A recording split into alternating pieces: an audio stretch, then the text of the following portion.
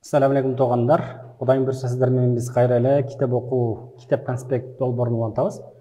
Адаттагысындай эле Филипп Котлердин маркетинг от А до Я китебин окуп жатканбыз.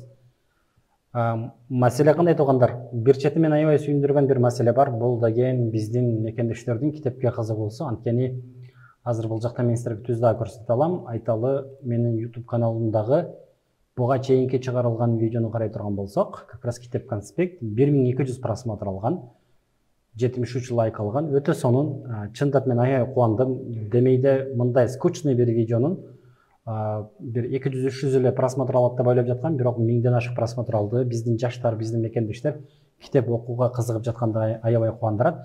Бул биринчи видео болчу, өткөндөгү видео. Кудайым буйрса сиздер менен экинчи видеону улантабыз. Тема жанакындай эле маркетинг от А до Я китеби. Мурунку видеодо бир нерсе айттык эле. Бул китепте деген маркетингге байланыштуу ушул доордо, ушул заманда бизнес кылам деген адамдын сөзсүз түрдө билиш керек болгон 80 термин, 80 түшүнүк же 80 концепция бар болчу. Өткөн жумада, өткөнгү сабакта тагыраагы биз сиздер менен киришүү бөлүмүндө калган болчубуз. Бул жактан бир аздан улантабыз. Мисалы 80 концепциянын биринчи, экинчи, үчүнчүсүнү уже не деп койду эле. Конспект түрүндө бул жака чыгарып даярдап койдум. Кийинки видеолордо буларды чыгарабыз. Бүгүн насип кылса сиздер менен келерки 10-15 мүнөттүн ичинде маркетинг эмне деген вопростун астынан, суроонун астынан сөз кылабыз. Филипп Котлер ким бүтүрдүк? Бул китеп кимдер үчүн, аны дагы бүтүрдүк сиздер менен. Өткөнгү жумада эмне болду? Маркетинг деген эмне деген суроонун астында бул китептин киришүү бөлүмүндө маркетинг менен байланыштуу автордун жана башка толгон токой күчтүү маркетологдордун пикирлерин уккан болчубуз. Кайсыл жерге келдик эле туугандар? Азыр айтам. Маркетинг кандай суроолорго жооп берет, аны айттык. Как раз маркетинг кандай суроолорго жооп берет деген теманы бүтүргөн болчубуз. Бул жерде 8 пункт менен маркетингдин кандай суроолорго жооп бергендигини айттык эле. Бул жерде бир корутунду эретинде айтыш керек болсо, маркетинг это не кратковременные усилия по продаже, а длительная инвестиционная работа деген маанилүү бир сөз. Чындыгында туугандар, бизде деген жана продажа боюнча тилекке каршы бизде бир эле жолу сатсам, акчасын алсам, кетсем деген түшүнүк бар. Эң жакшысы эмне туугандар? Эң жакшысы биздин кардарлардын бизге дайыма калгандыгы да. Болбосо эптеп-септеп бир жолу саттык, андан кийин ал кардар бизди кызыктырбайт деген көз караш менен карай турган болсок, бизнесибиз көпкө кетпейт. Ансыз деле акыркы 100 жылдан бери, акыркы 50 жылдан бери бренд катары сакталып калган бардык компанияларды карасаңыздар, дээрлик бардыгында эң маанилүү болгон нерселердин бирөөсү кардарларны канткенде кармап калабыз деген маселе да. Эми бул жерде ылдый карап түшө турган болсок, бир аз дагы чоңойтоң. Мына биз сиздер менен бүгүн моолорду өтөбүз. Бул жерде бир түшүндүрмө бар экен, бул жерде 5 түшүндүрмө бар экен. Вот. Ушунча нерсе өтөбүз. Азыр чоңойто турган болсок, мындай маселе туугандар. Лестер Вундерман деген бирөө в эпоху промышленной революции тон задавал вопрос производителя дейт. Башкача айтканда бир 100 жыл мурун өндүрүшчү производитель өзү мындайча айтканда тренд кылчу дейт да, өзү бир нерсени сунуштачу дейт. Допустим, вот что я делаю, может быть, вам это нужно. Мен муну чыгарып атам, сага керек болуп калышы мүмкүнбү деп эме кылчу дейт да, сурачу дейт да. Бирок веро информация вопрос исходит от потребителя. Бирок азыркы доор чындыгында туугандар, дегиле компанияларда болсун, жашоодо болсун, эң ийгиликтүү болгондор булар өзүнүн дооруну, өзүнүн заманын аябай туура окуй билгендер да. Акыркы 25 жылды карап көрө турган болсок, 25 жылдын ичинде өтө чоң өзгөрүүлөр болду. Булардын көпчүлүгүнү биз байкабай деле калдык. Ошол эле YouTube'дун чыгышы, ошол эле Instagram'дын чыгышы, ошол эле мисалы WhatsApp. Элементарный сиздерге бирден айтайын. WhatsApp'тын чыгышы дүйнөдөгү бизнести алмаштырып жиберди да. Кантип алмаштырып жиберди? Кыргызстандын эле мисалдан айта турган болсом, бир учурда менин досторум бар болчу. Бул досторум Кытайдан окуган, кытайча билген, Кытайда жашап келген, жана Кытайдагы заводдор менен байланышы бар досторум болчу. Булар эмне кылышчу? Кыргызстандан бирөө жарымга кандайдыр бир товар, кандайдыр бир аппарат керек болгондо, ушул досум сыяктуу Кытайда жашап келген, кытайча билген адамдарга кайрылышчу элдер. Анан булар деген Кытайдан таап, үстүнө өзүнүн очойтуп жакшы бир баасын коюп туруп, анан аппаратты алып келип берчү. Бирок WhatsApp'тын чыгышы менен таптакыр өзгөрүп кетти. Эгер байкасаңыздар, кантип өзгөрүп кетти? Мындан ары WhatsApp чыккандан кийин дээрлик бардыгы Кытай менен түз эле байланышып, түз эле өздөрү товар алдыра башташты. Анткени ортодогу жанакы татаалдык, ортодогу барьер жок болду да. Болгондо дагы бир учурларда тиги ортомчу болуп берген менин досторум айталы 50%, 60% наценка коюп жаткан болсо, бул жолкусунда кардарлар өздөрү эле заводдун баасы менен эле алып калышты да. Чындыгында өтө чоң өзгөрүү болуп кетти. Же болбосо ошол эле Инстаграмдын чыгышы өтө өкүнүү менен айтыш керек, что Кыргызстанда көпчүлүгүбүз Инстаграмды жөн эле листать эткен же убакыт өлтүргөн инструмент катары карайбыз. Бирок бизнестик планда караганда Инстаграмдын ортого чыгышы бизнестин форматын толугу менен өзгөртүп жиберди. Буга чейин бир гана чоң компаниялар, чоң бюджет менен, чоң маркетинг менен, аябай чоң рекламный компаниялар менен товарларын сатып атса, Инстаграмдын чыгышы менен инфлюенсер деп коет го. Инфлюенсер деген сөз англисчеде to influence дегени таасир этүү дегени да. Инфлюенсер деген сөз как раз таасир эткен адам. Мындайча айтканда чоң массаларга таасир эткен, бирок аркасында чоң команда болбогон адамдар чыкты. Бул бизнестин, бул брендинг деген сөздүн түпкүрүндөгү маанисин өзгөртүп жиберди. Ошол азыркы TikToktогу, ошол азыркы Instagramдагы жылдыздарды карай турган болсоңуздар, булар деген чындыгында эгер бул платформалар жок болсо, өтө чоң акчалар менен гана ошончо көп адамга таанымал боло алышмак да. Иш кылып тургандар, мен айтайын дегеним эмне? Биз көпчүлүк учурда жашоодо жөн эле зритель катары, жөн эле көрүүчү катары эле калып кетебиз да. Бир иш кылган, бир өзгөрүү алып келген адам катары эмес, жөн эле зритель катары калып кетебиз. Бул өтө өкүнүчтүү. Ушул эле платформаларды туура колдонсок, кээ бирлерибиз өзүбүздүн өрөөндө, кээ бирлерибиз Кыргызстан боюнча, кээ бирлерибиз деген Орто Азияда, кээ бирлерибиз балким СНГ, балким дүйнө жүзүндө аябай таанымал бирөөлөр боло алмакпыз да. Ушул эле нерсеге мисал катары айта турган болсок, ошол эле Димаш Кудайбергенов. Эгер YouTube болбогондо, TikTok болбогондо, скорее всего, Димаш Кудайбергенов мынчалык таанымал болмок эмес, бүтүнөй дүйнөгө таанымал болмок эмес. Анткени толтур адамдар бул таланттуу жигиттин ырдап жаткан видеолоруну кыска фрагменттерге кесип, өздөрүнүн аккаунттарына жүктөп, ал видеону көргөн бирөөлөр башкаларга жөнөтүп, ушинтип мындай аябай жайылды да. Мен сиздерге аябай кызыктуу бир факт айтайын. Мындан адашпасам 8-9 жыл мурун WhatsApp эми көтөрүлүп бара жаткан учур болчу. Ошол кезде Кыргызстанда, мен ал кезде журналистика тармагында иштечүмүн, Кыргызстанда бир маалымат 17 минутанын ичинде 220 000 адамга жетчү.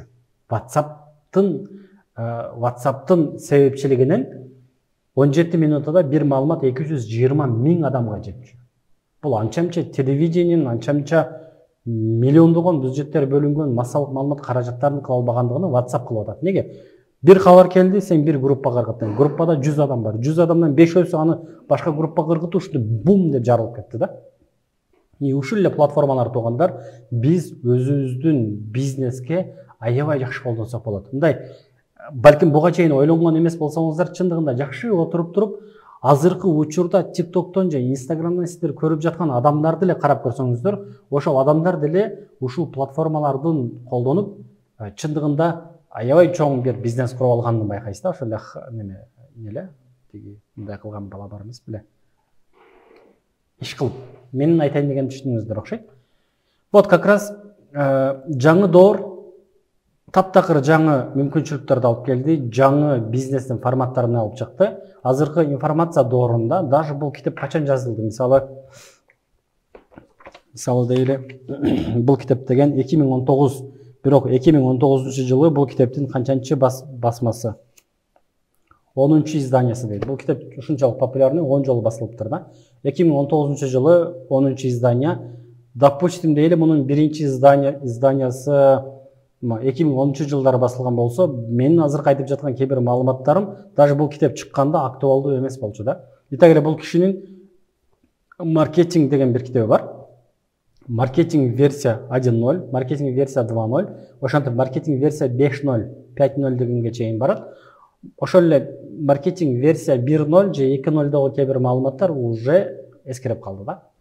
Андыктан деле биз тынымсыз китеп окушубуз керек, тынымсыз буга чейинки үйрөнгөн маалыматтарыбызды жаңы маалыматтар менен кошуп турушубуз керек.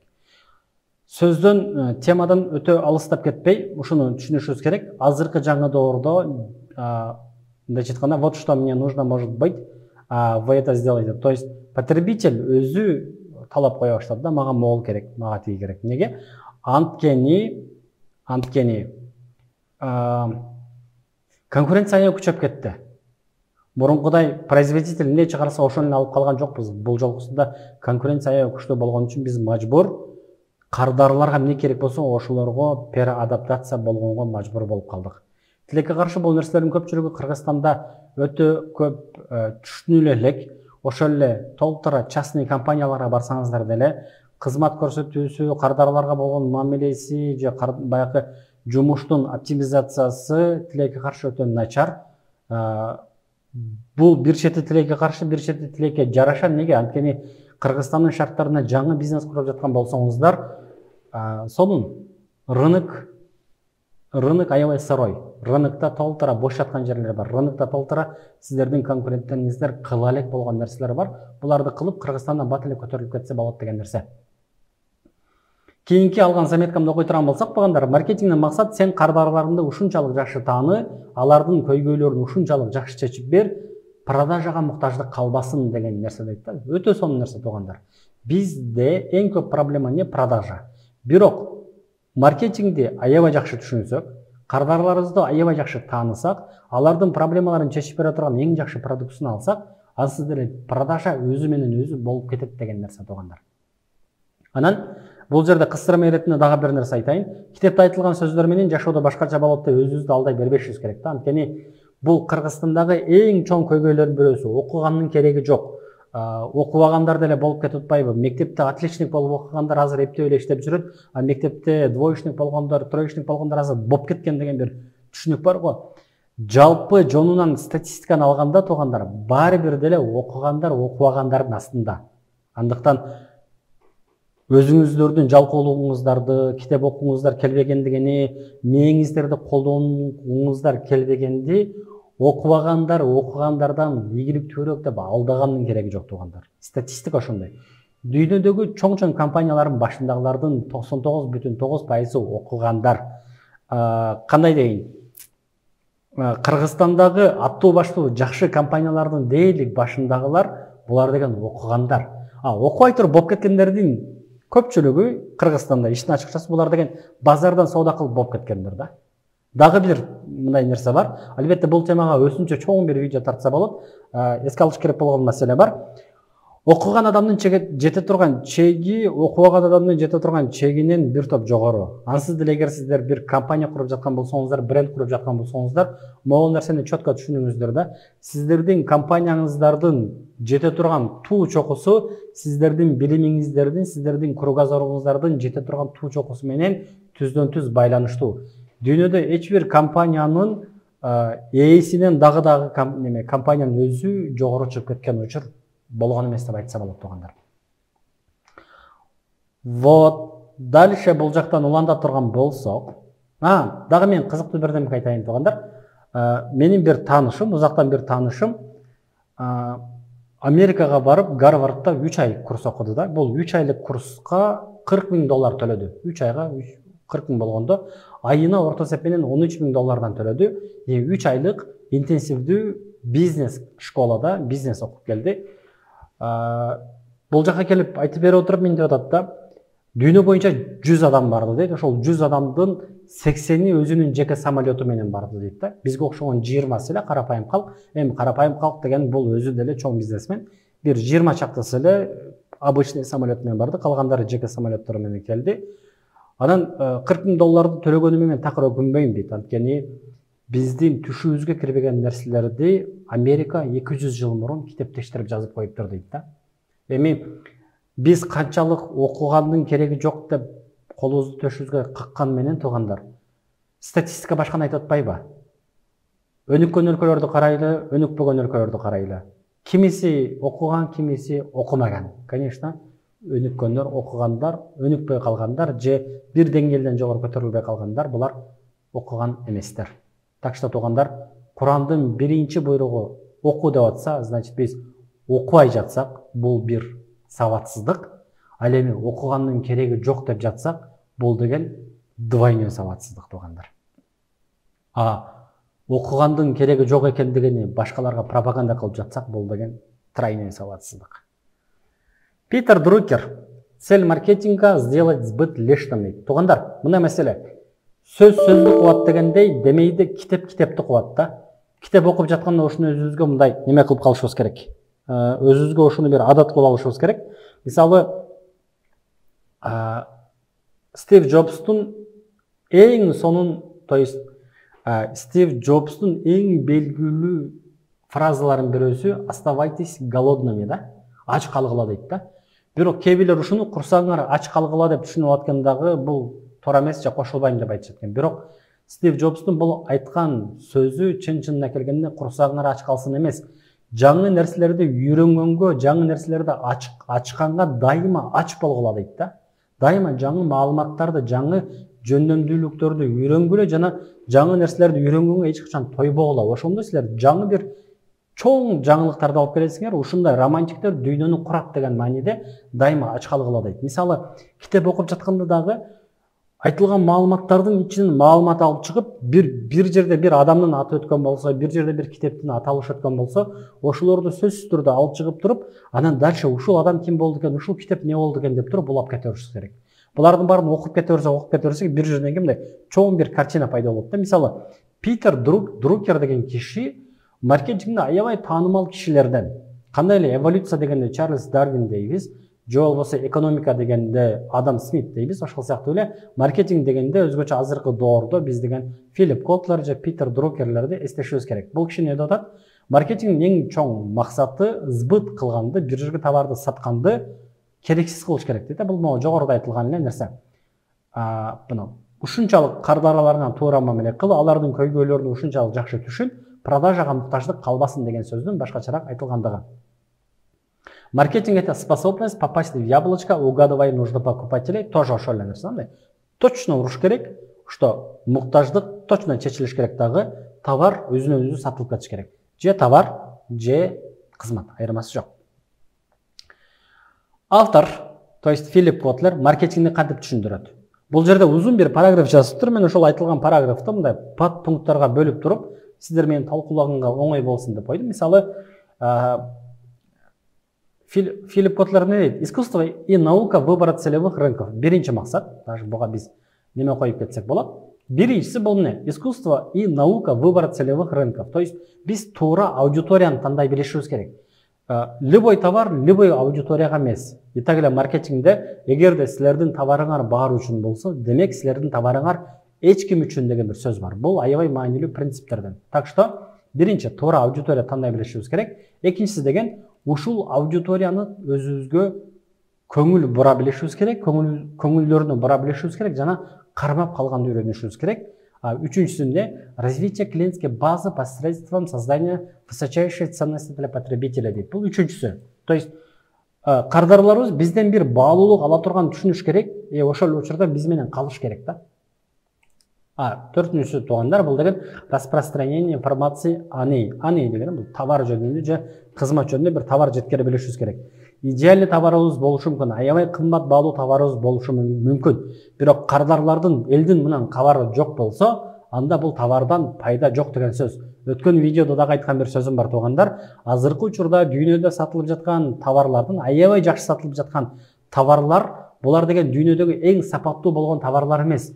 Бул товарлар деген кардарлар менен эң жакшы мамиле кыла билген жана кардарларына массага жете билген товарлар туугандар. Так что аябай жакшы товар таптым, аябай жакшы товар создавать эттим, бирок бунун бир менин кабарым бар, бир аялымдын кабары бар десек, бул товардан көп деле кереги жок.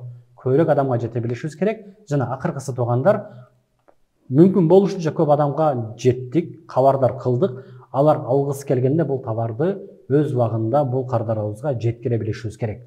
Ушул 5 этапты автор не дейт? Маркетинг, менин түшүнүгүмдөгү маркетинг ушул деп айтат туугандар. Булардын бардыгы формула туугандар, булардын бардыгы шаблон. Ким кайсыл жумушты кылып жаткан болсо, ошол жумушуна жараша муну ойлонуп көрсө болот. Бирөөңүздөр мугалимсиздер, берип жаткан маалыматтарыңызды буга байлаңыздар. Бирөөңүздөр курс өтөсүздөр, сата турган курсуңуздарды буга. Бирөөңүздөр товар сатасыздар, ал товарыңыздарды ушул нерсе менен байланыштырсаңыздар, болот деген нерсе туугандар. Бул аябай маанилүү бир кийинки параграф туугандар. Ценность предприятия измеряется ценностью его постоянных клиентов дейт. Кайсы бир бизнестин, кайсы бир кызматтын баалуулугу ал бизнестин дайымкы кардарлары менен гана өлчөнөт дейт. Өтө маанилүү нерсе туугандар. Өткөндө бир бизнес лейдинин видеосун көрүп жатып, ал деген чындыгында аябай чоң обороттордогу бизнестерди куруптур. Мынтип айтып жатат да, тагыраагы интервью айтып атат. Силер 7 жылда ушунчалык колоссальный чоң масштабтарга жетипсиңер. Ушу 7 жылда сенин кетирген эң чоң катаң эмне деп сураса, тиги аял мынтип айтып жатат да. Биринчи күндөн баштап клиентская базаны кылбагандыгыбыз дейт да. Эгер биринчи күндөн баштап клиентская базаны түзүп, ошол кардарларыбыз менен постоянный основе иштеше баштаганыбызда, анда биздин бизнесибиз азыркы учурда дагы башка масштабтарга жетип калмак дейт. Так что туугандар, бизнес баштап жатканда кардар менен иштешкенди жана кардарларга баа бергенди үйрөнүшүбүз керек. Кытайда сонун бир макал бар. Дүкөн ачам десең жылмайганды бил дейт. Ошол сыяктуу эле кандайдыр бир бизнес баштайм деп жатсак, кандайдыр бир нерсени сатабыз деп жатсак, баштап кардарларга жылуу мамиле кылганды үйрөнүшүбүз керек туугандар. Кызыктуу бир суроо бар. Компанияда отдел маркетинга болушу керекпи же жокпу деген суроо. Мунун ооба деген жагы дагы бар, жок деген жагы дагы бар. Ооба деген жагы кандай? Эгерде маркетинг отдел болбосо, маркетинг калып кетиши мүмкүн деген түшүнүк менен сөзсүз түрдө маркетинг болуш керек дейт. Ошол эле учурда болбош керек деген немени аргументти сактаган не деп коет, колдогондор мынтип айтышат да. Болбош керек дегендер ушул. Эгерде отдел маркетинг өзүнчө боло турган болсо, анда товарды производство кылып жаткандар, товарды сатып жаткандар же компаниянын башка отделдери бар го. Ошол отделдери маркетинг деген отдел маркетингдин гана иши, биздин ишибиз эмес деп туруп таштап коет дейт да. Ошондуктан чындап маркетинг күчтүү болгон компанияда, чындыгында маркетинг түшүнүгү жакшы болгон компанияда туугандар, кайталап жибердим окшойт. Кимдин маркетолог эмес экендигини түшүнбөй калыш керек дейт да. Мындайча айтканда, компаниянын пол жууган уборщицасынан баштап CEOсуна чейин бардыгы бул компания меники, бул компанияда чыккан товар аябай баалуу, бул чыккан товар менен же бул кызмат менен биз адамдарга пайда алып келип жатабыз деген түшүнүк болуш керек да. Как раз ушул тема боюнча туугандар, эгер кызыксаңыздар, жана деле айттым, сөздү кубалаш керек, маалыматты алып келиш керек. Бул тема боюнча эң жакшы темалардын бирөөсү как раз Ritz Carlton деген дүйнө боюнча немелер бар. Ritz Carlton деген мейманканалардын сет деп коет го. Чынжыры бар да, короче, кыскасы.